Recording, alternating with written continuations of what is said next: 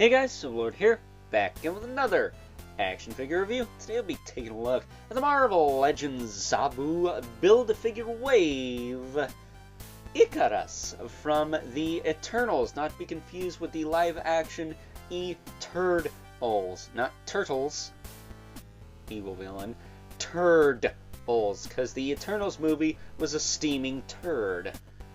Thankfully, this is a much more comic-accurate representation of Icarus from Jack Kirby's Eternals, stories, and whatnots. I'm very happy to see that. However, I'm not happy about is the fact that it's probably going to take us at least 50 years to get all of the Eternals in comic book form, whereas the movie ones, they shoved them all out and they went on clearance instantly. It was like that. That was a poor excuse for a snap if you didn't hear that. Either way, this of course brought to us by the fine folks over at Hasbro. And before we get too far ahead of ourselves with more rants and raves, why don't we cut right to the chase and get into the meat and taters of this review and take a look-see at all Icarus has to offer in terms of accessories. And it ain't much. He's got a pair of open hands, no effects or anything like that. But I'm not sure what you would give this character exactly. He doesn't really have a specific accessory he holds or anything like that. However, speaking of characters who do have specific accessories that they hold, I could see them using some of these parts for a new updated Adam Warlock, which I think we really need at this point. He's kind of a big deal as far as messing around with Thanos and stuff goes, and the cosmic side of Marvel. So I wouldn't mind seeing a figure of him at some point, an updated one that is.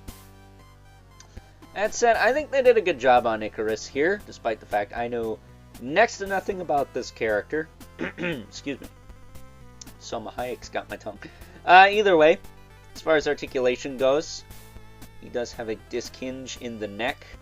It is pretty hindered, though, with the way the head sits on it. But you can push it forward, push it back, all that good stuff. But with the head on there,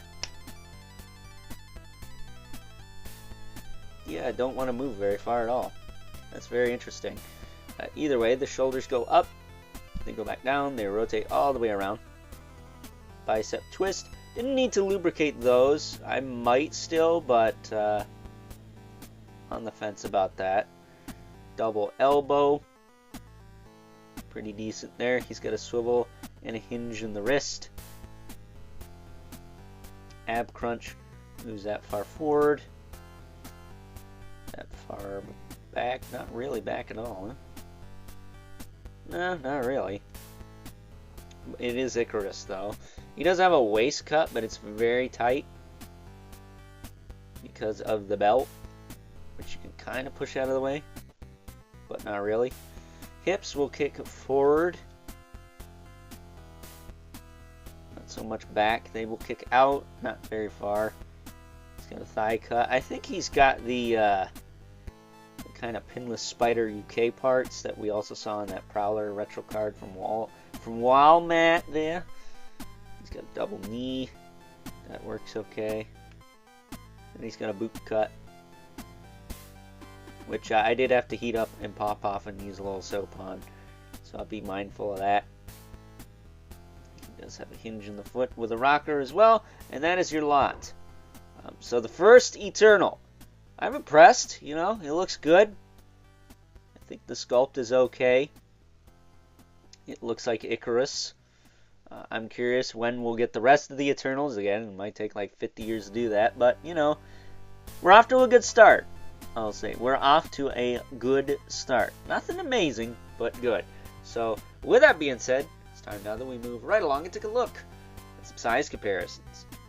First up, here's good old Icarus alongside the other, we'll call them Avengers characters from this wave that you will need to complete the Zabu Build-A-Figure. We have the Red Widow and the absolutely massive Black Winter Thor Herald of Galactus variant there. That said, Icarus is about average size. Red Widow is about average lady size, and Black Winter, again, massive in size. So, getting these two out of here. Getting all ends of the spectrum in this Zabu wave. I like it. we see more of this moving forward. So we have the Mythic Legions for the Mandibulas. These off of their 2 regulars here. Ooh, it's all the way over there. And the infamous 11 Spawn, who, as usual, towers over everyone. So, with that being said, it's time now that we wrap things up with some final thoughts.